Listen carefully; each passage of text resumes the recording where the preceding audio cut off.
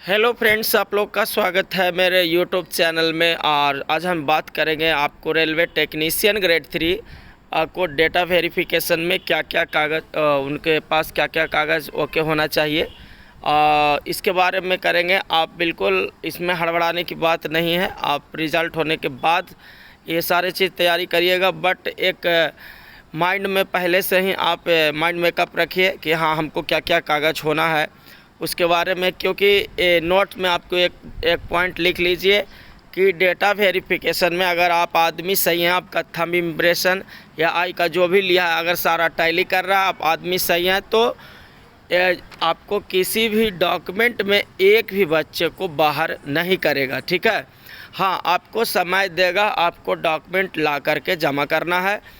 क्योंकि एक ऐसा हो भी चुका है, पहले एक बच्चे ने डॉक्यूमेंट वेरिफिकेशन में सारा कागज़ दिया, एक कागज़ उनका नहीं था, तो उनको टाइम दिया गया, लेकिन वो टाइम से जमा नहीं किए, या क्या हुआ, कुछ लेट से किए, तो उनका जब मेरिट लिस्ट जब दिया गया तो उस समय उनका नाम रिजल्ट में नहीं था।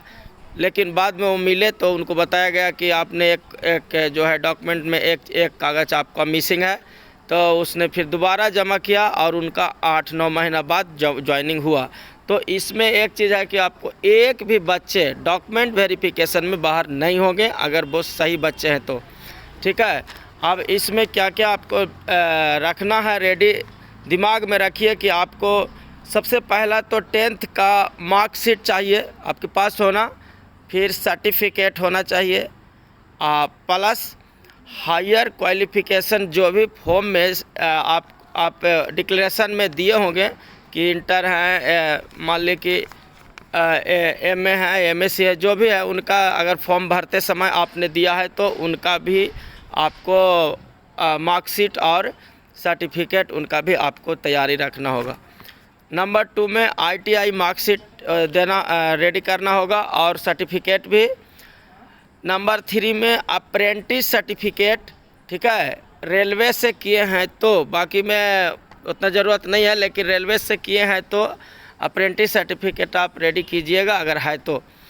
नंबर 4 में आपको ID में चाहिए, आधार कार्ड आपके पास होना चाहिए, पैन कार्ड होना चाहिए और वोटर कार्ड भी होना चाहिए।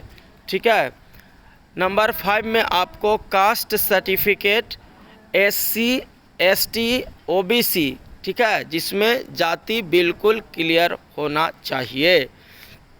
नंबर 6 में EWS से भरे हैं तो EWS सर्टिफिकेट आपके पास होना चाहिए। नंबर 7 में आइए, इनकम सर्टिफिकेट।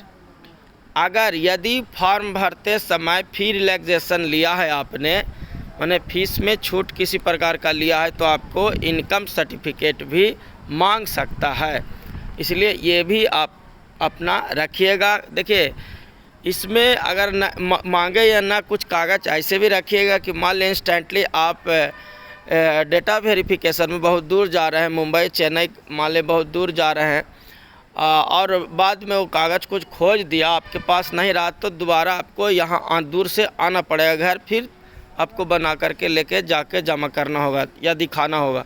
तो कुछ कागज़ ऐसे भी रेडी रखिए कि अगर मांगे, ठीक है, उस समय जमा नहीं करेंगे, लेकिन मांगेगा तो उसको दिखाने के लिए हम साइड में रखेंगे फाइल में। नंबर 8 में एडमिट कार्ड। एग्ज़ाम टाइम, जो एग्ज़ाम टाइम है, इस समय में आपको एडमिट कार्ड नीचे का जो फाड़ के देता है, एक तो जमा कर लेता है, एक रिसीविंग आपको देता है, वो एकदम पक्का होना चाहिए आपके पास। नंबर 9 में स्कूल लिविंग सर्टिफिकेट होना चाहिए या TC जो भी है आपके पास ये होना चाहिए। नंबर 10 में कैरेक्टर सर्टिफिकेट आपको उस समय देगा और आपको बनवाना है, ठीक है। और उस समय आपको डेटा वेरिफिकेशन में रेलवे का आपको देगा, जैसे कास्ट सर्टिफिकेट या जो भी बनाए, तो आपको सारा चीज़ रेलवे का देगा, बना हुआ ढांचा, उसमें आपको प्रिपेयर करना है, जमा करना है। नंबर 11 में आपको फ़ोटो कम से कम 10+ होना चाहिए, 10+ फ़ोटो ज़रूर ले जाइएगा।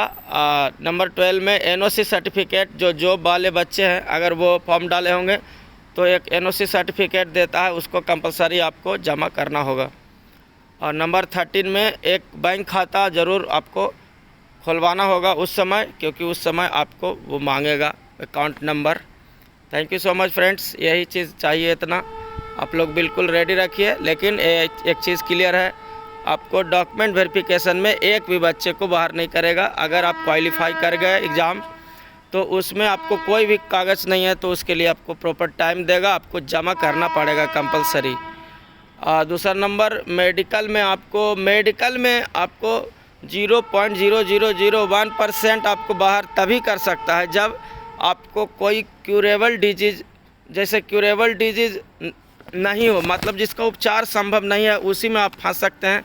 बाकी में आपको दोबारा रीमेडिकल का टाइम देगा आपको फिट होने का।